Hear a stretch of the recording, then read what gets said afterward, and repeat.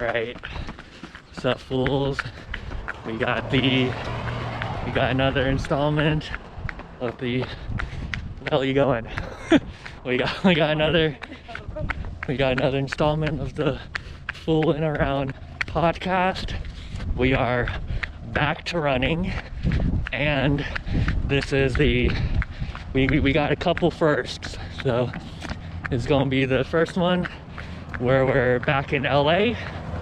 I waited a couple weeks after coming back from the semester to do another one, and this is going to be the first of a mini series within the Fooling Around series, where I'm going to be trying to get everyone from my cohort to do an interview. And there's about 71 people in our cohort currently right now, and without further ado, we got numero uno. We got Mr. Polar Express. We got my boy Zach with me. How's it going, Zach? It's going good. Going good. I'm gonna take my mask. Yeah. So I'm huffing and puffing. You are going at a good pace. Yeah. All right. Tell me, sir. Well, I mean, you can answer however you like, but the first question is, how do you know me? I go to school with Wes, and I live with him. So that's how I know him. Yeah, pretty fun. Nice. Laugh a lot. Yes. Eat a lot of food. Yes. And you're turning me into an alcoholic now. No. A connoisseur. All right. Sure. All right. Second question. Tell me, what's your career path, and what's your prior experience in? Well, my career path is I'm in PT school with Wes, doing what I can to help people around me live a pain-free life. So that idea of living a pain-free life could be, a lot of jobs or careers, but PT I found was the one that spoke to me the most, and then that's why I'm with Wes as well. Nice. Prior experience, I worked as an aide for about a year at an outpatient orthopedic clinic in Granada Hills. I really enjoyed my time there, working with people, learning about pain and movement mechanics and all that fun stuff. Nice. And I'll say real quick, just for context, when you graduate, what kind of clinic and what type of population do you see yourself working with or want to work with? Well, since we haven't gone over or gone through clinicals yet, I only have my past experience to kind of go off of. But so far, I really enjoy orthopedics. I really like the aspect of changing certain variables that are actually attainable and having a significant impact on our patients' lives. Nice. Here it is, actually. Across the street. All right. Oh, the mask is brutal. Yeah, so I peeled mine off. All right. Let's go ahead and get into the nitty-gritty of the conversation. So for question number 3, can you give me kind of like a cause or issue that you feel like is important, but you don't feel like it gets the necessary, coverage in the news that it might deserve? Right. So growing up, I played a lot of sports, did a lot of art programs, and I think that allowed me to become the person who I am today. Mm-hmm. And based on those experiences, that's how I got exposed to physical therapy. Nice.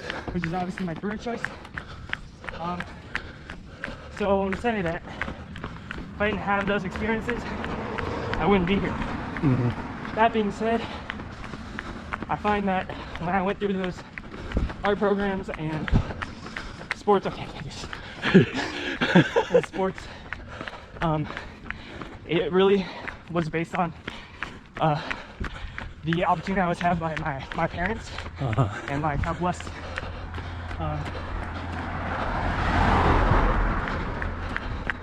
basically like the privilege I had to be exposed to all those things, and giving me the time to absorb the classes I was taking,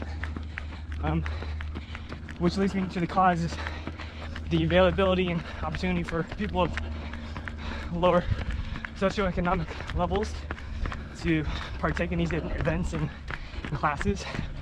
I feel like there should be more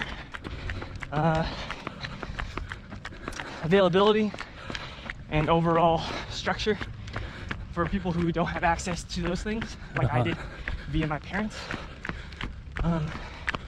Yeah. Nice. All right. Fourth question, kind of similar.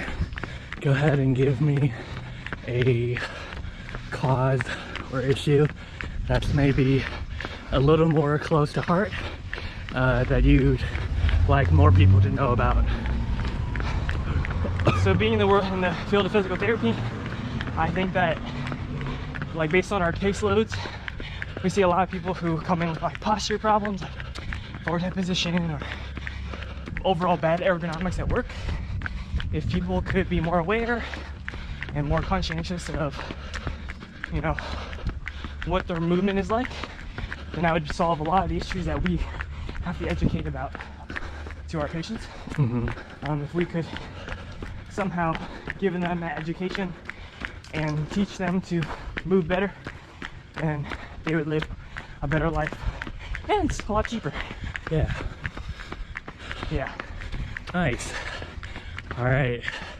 And to kind of end it, what are your goals in general? Can be either as simple as just to finish out the week, could be to finish out the year, could be till you die. What are your goals, Zach? So dramatic. Currently my goal is to finish this program, go through clinicals so that I can be a better clinician to the community I serve. Yeah, so that's currently. Eventually I might want to pursue a residency or a fellowship in the area of focus that really appeals to me during my rotations or during work. I find that the more the niche I can build, the better I can serve people with. What's it called? Yeah, I make great food. Yes, this man can cook right here. All right, let's see. Anything else you want to say to the people?